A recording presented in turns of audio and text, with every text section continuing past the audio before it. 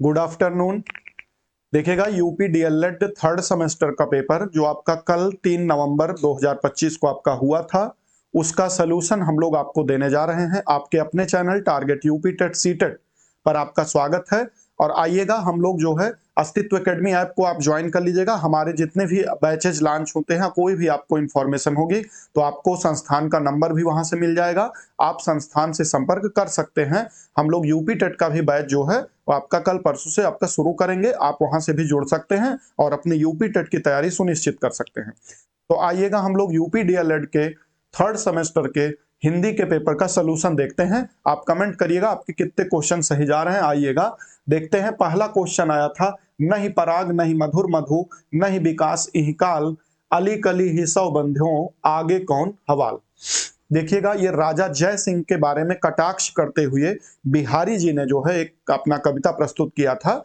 ये जैसे राजा जय सिंह को जो है एक अल्प वयस्क अर्थात जो है बहुत कम उम्र की जो है उनकी पत्नी थी जो है या प्रेमिका थी, उसको जो उससे जो है वो उनका इतना ज्यादा लगाव हो गया था कि उनका राजकाज में या किसी भी प्रशासनिक चीजों में मन नहीं लग रहा था। तो उस पर जो है इन्होंने बिहारी जी ने कटाक्ष करते हुए ये बात कही थी जो है। तो इस पर हम बहुत नहीं जाएंगे। ये पूछा है कि कब किसने लिखा था, तो ये बिहारी जी ने लिखा था, ठीक है ना। तो इसका जो है आंसर क्या हो जाएगा, बिहारी जी ने, ठीक है ना, बिहारी लाल ने। देखिएगा, विनय पत्रिका जो है किसकी भाषा पूछा है आपसे, तो विनय पत्रिका आप लोग जानते होंगे कि विनय पत्रिका जो है गोस्वामी तुलसीदास द्वारा रचित ब्रज भाषा में जो है ये रचना इसकी किया गया है और गोस्वामी तुलसीदास जी ने इसको जो है लिखा है। तो अवधी ब्रज खड़ी बोली और बुंदेली, तो इसका आंसर क्या हो जाएगा बताइए, ब्रज भाषा आपका आंसर इसका हो जाएगा। बांस शब्द है, बताइए बांस शब्द तत्सम है कि तद्भव है कि देशज है कि संदेह है। तो देखिएगा, बांस शब्द जो होता है ये वंश शब्द का, वंश शब्द आपका जो है ये तत्सम है और इसी का तद्भव आपका बताइएगा क्या होता है, इसका तद्भव होता है आपका बांस। तो ये आपका तत्सम शब्द है, तत्सम। और तत्सम मतलब होता है संस्कृत में ये यूज होता है संस्कृत के समान, और ये आपका क्या हो जाएगा बताइएगा, तद्भव हो जाएगा। तो आपका इसका आंसर क्या हो जाएगा बताइएगा, पहला हो जाएगा, अर्थात तद्भव इसका आंसर हो जाएगा। यहां तक आपको क्लियर है बात। चलिएगा आइएगा, मुंशी प्रेमचंद्र की वह रचना जो अधूरी रह गई थी, अर्थात मुंशी प्रेमचंद्र की जो है ऐसी कौन सी रचना थी जो आपकी पूरी नहीं हो पाई थी। तो देखिएगा, सेवा सदन है, रंगभूमि है, मंगलसूत्र है, गोदान है। तो इनका मंगलसूत्र रचना जो है वो अधूरा रह गया रचना था, अर्थात पूरा नहीं हो पाया था। इसके बाद देखिएगा, पूर्व और उत्तर दिशा के कोने को क्या कहते हैं। पूर्व और उत्तर दिशा मतलब देखिए ये आपका उत्तर है और ये आपका क्या है बताइएगा, पूर्व है। तो उत्तर और पूर्व दिशा के कोने को क्या कहते हैं बताइए, ईशान कोण कहा जाता है, अर्थात ईशान इसके लिए एक शब्द है। ये वाक्यांशों के लिए एक शब्द आपसे पूछा गया था, तो इसका आंसर आपका क्या हो जाएगा बताइए, ईशान हो जाएगा। ठीक है, तो यहां तक की बातें सबको क्लियर है। ये पांचों क्वेश्चन का आपका आंसर है। चलिए आगे बढ़िएगा, हम लोग आगे देखते हैं कौन से क्वेश्चन आपके आए थे पेपर में। ये देखिए, आपका छठवां क्वेश्चन आपका आया है, छठवां क्वेश्चन आपका आया है। देखिएगा, इसको हम लोग मिटा देते हैं। देखिएगा, छठवें क्वेश्चन का आंसर आपका क्या हो जाएगा। देखिए, महादेवी वर्मा की 4 कृतियों को आपका नाम लिखना है। महादेवी वर्मा की 4 कृतियां आपको लिखनी थी।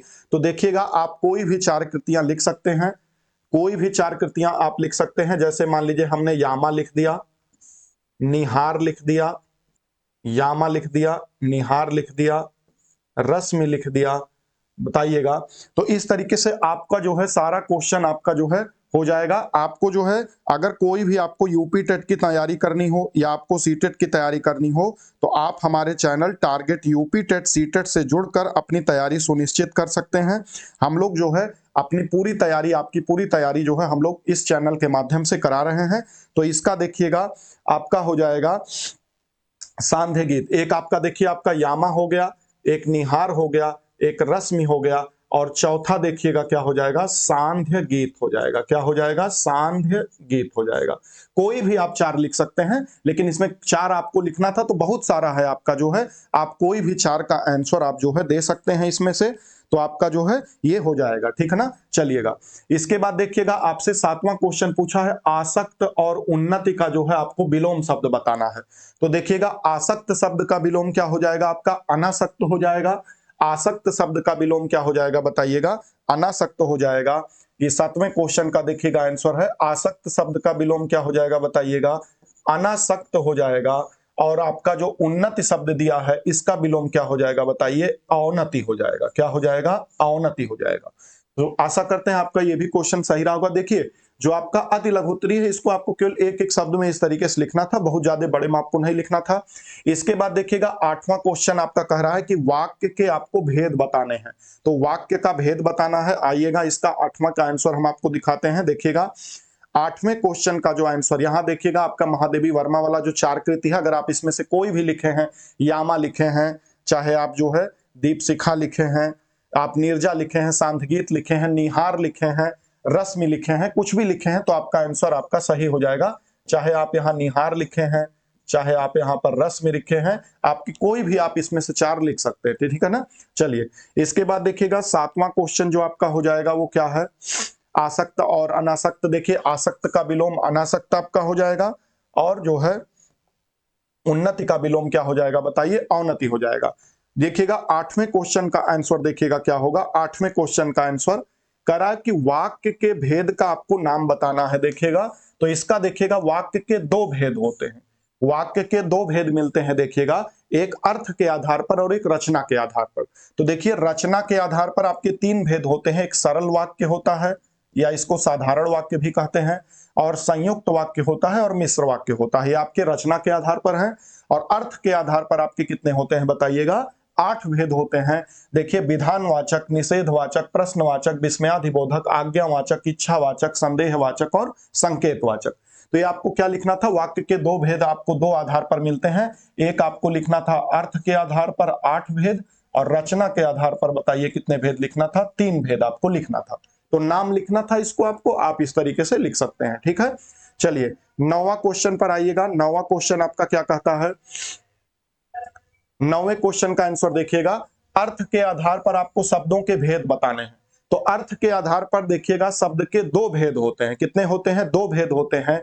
एक होता है सार्थक शब्द और दूसरा होता है निरर्थक शब्द।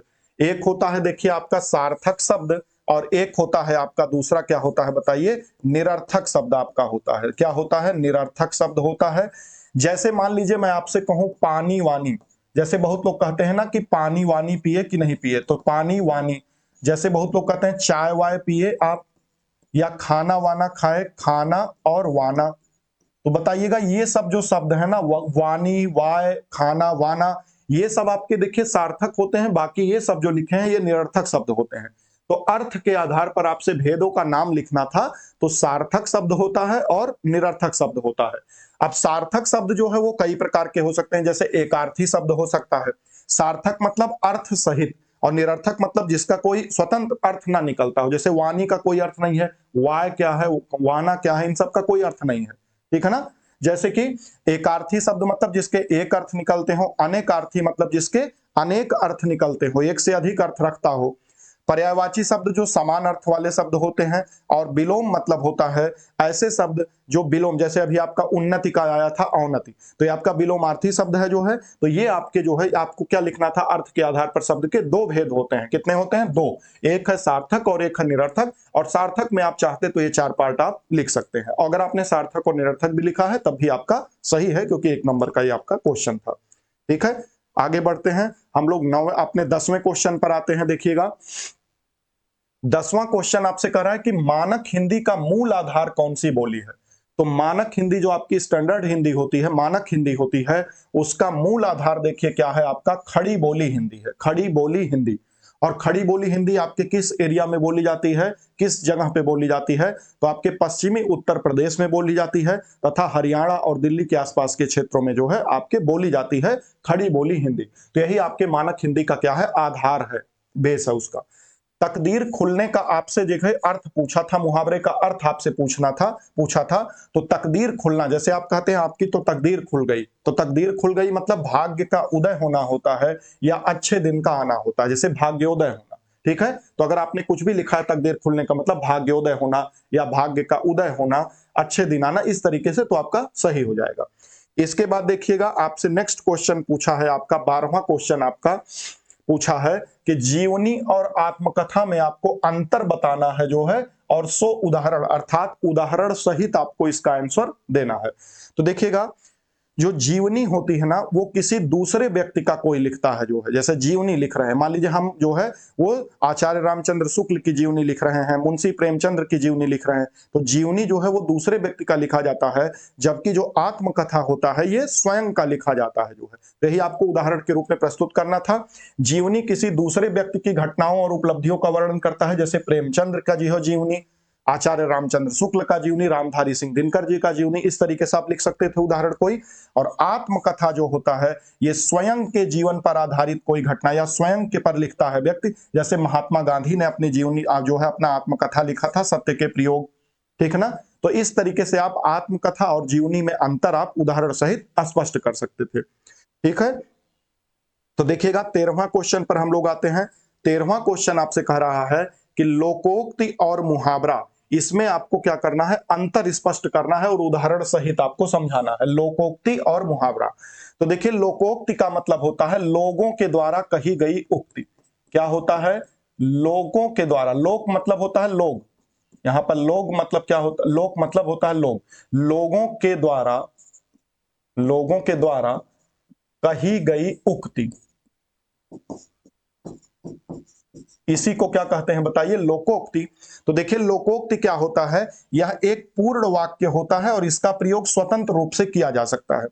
देखिए लोकोक्ति जो होती है ना वो पूर्णतः एक वाक्य होती है, अर्थात इसका कोई ना कोई अपना स्वतंत्र अर्थ निकलता है, जो है ये किसी वाक्य में प्रयोग नहीं होता, अपना ही कोई अर्थ इसका निकलता है लोकोक्ति का। जैसे देखिएगा, जैसे देखिए अंधों में काना राजा, जैसे लोग कहते हैं ना अंधों में कनवा राजा, अंधों में काना राजा, अर्थात मूर्खों में जो है कम पढ़ा लिखा, अर्थात जैसे गांव में कोई थोड़ा सा पढ़ा हो, बीए एमए किया हो, उसी को सबसे अधिक पढ़ा लिखा माना जा सकता है। तो ये है आपका अंधों में काना राजा, ये आपका क्या होता है, लोकोक्ति होता है।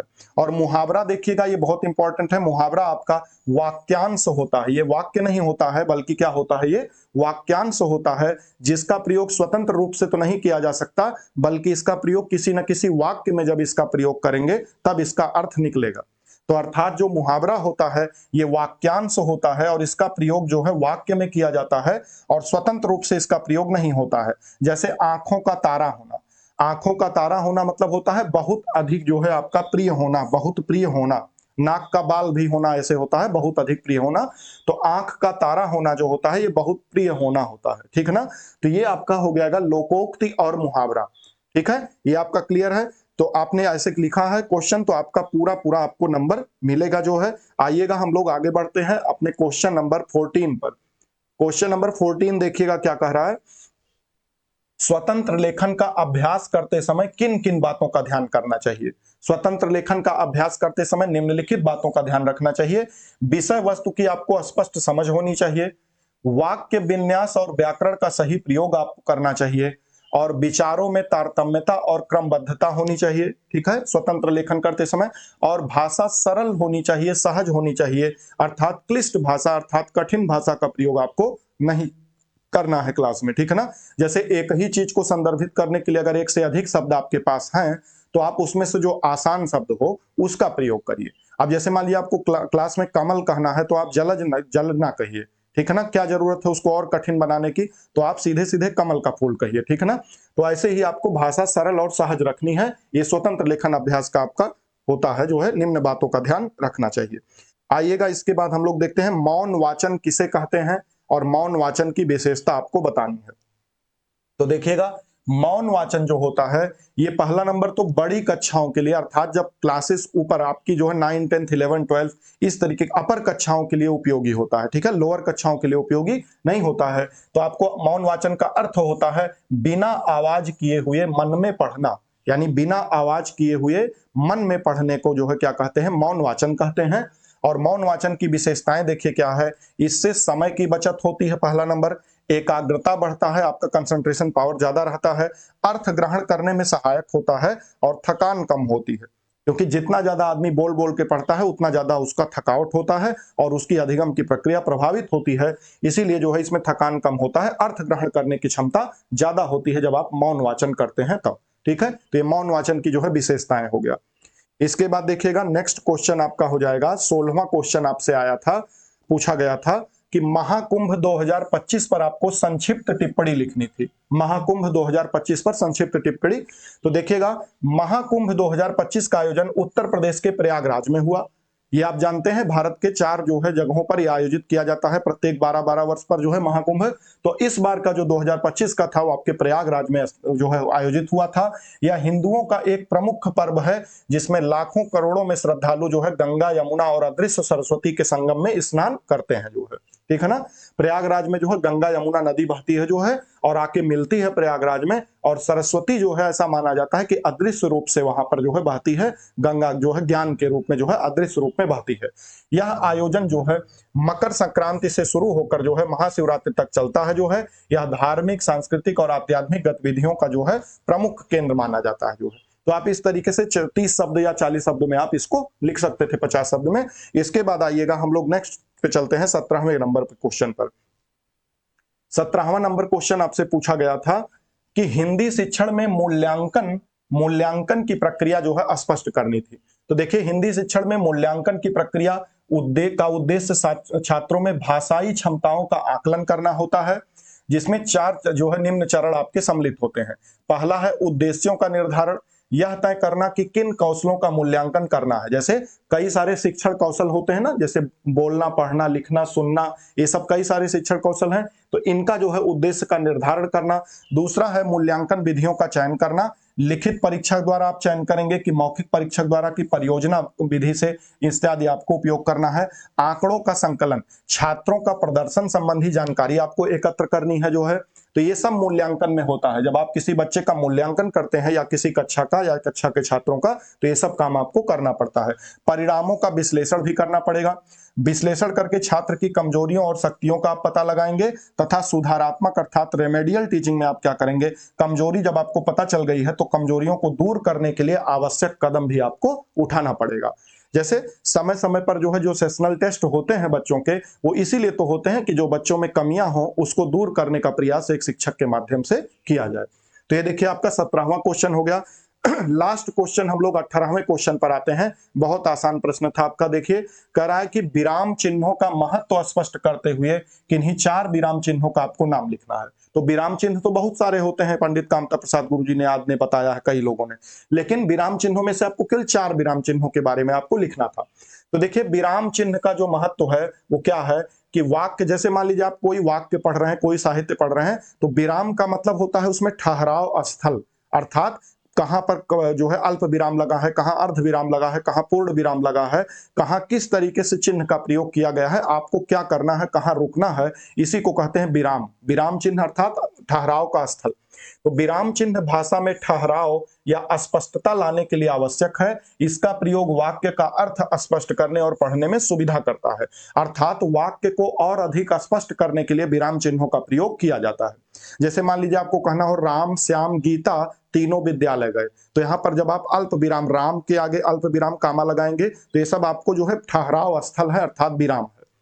अब 4 विराम चिन्हों का आपको नाम केवल लिखना था। देखिए, तो आप क्या लिख देंगे, पूर्ण विराम है, अल्प विराम है, प्रश्नवाचक चिन्ह है, विस्मयादिबोधक है। चाहे आप अल्प विराम लिख दिए हो तब भी कोई दिक्कत नहीं है, हंस पद लिख दिए हो तब भी कोई दिक्कत नहीं है, चाहे आप लाघव चिन्ह लिख दिए हो, चाहे आप जो है कोष्ठक चिन्ह लिख दिए हो। तो चिन्ह तो बहुत सारे हैं, लेकिन आपको कोई भी 4 आपको लिखना था।